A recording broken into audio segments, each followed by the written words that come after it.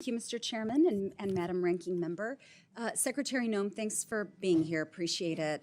I'm proud to represent my border community of El Paso, Texas. Born and raised there, third generation border resident. My kids are fourth generation.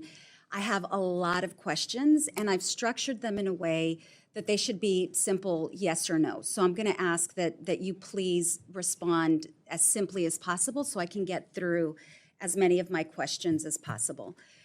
My first question is, when the Department of Homeland Security makes a mistake, will you assure this committee and Congress that DHS, that you will acknowledge that mistake, take accountability for it, and rectify it, most importantly?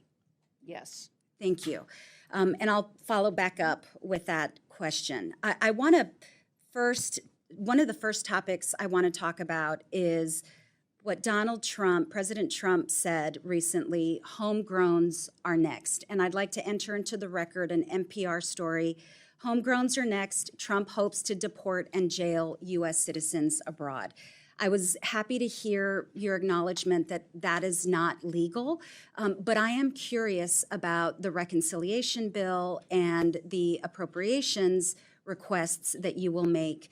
Will any of the funding, either through appropriations or through reconciliation, be used to execute this policy idea of Donald Trump's, which is deporting U.S. citizens abroad?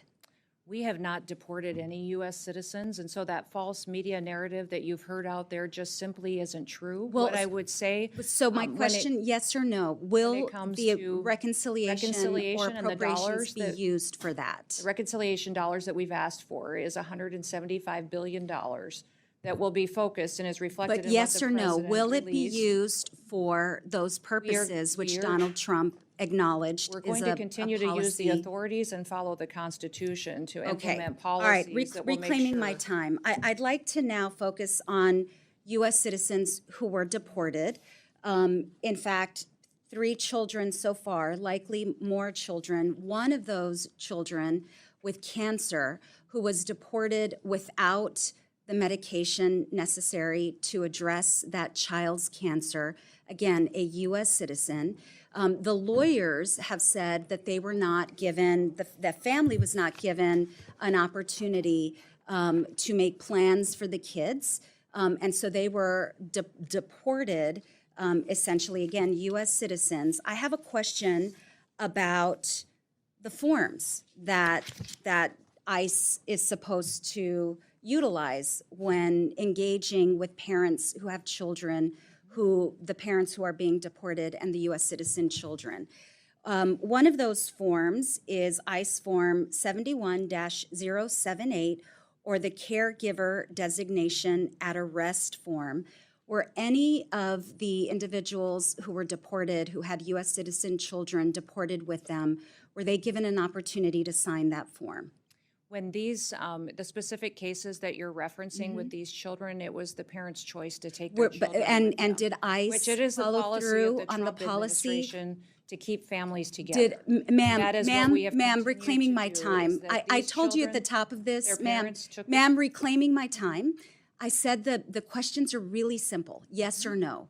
Was that form used in any of those cases? I will get back to you on that specific form. Perfect. I don't know the number, but I do know these mothers went on the record. The second form, ma'am, reclaiming my time. Ma'am, please, ma'am, reclaiming my time.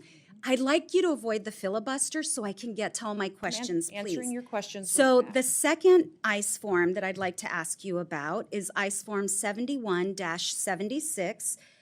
Which is also, it's pre-removal parental interests election form. Can you get back to me on that? Were all of the parents allowed to sign that?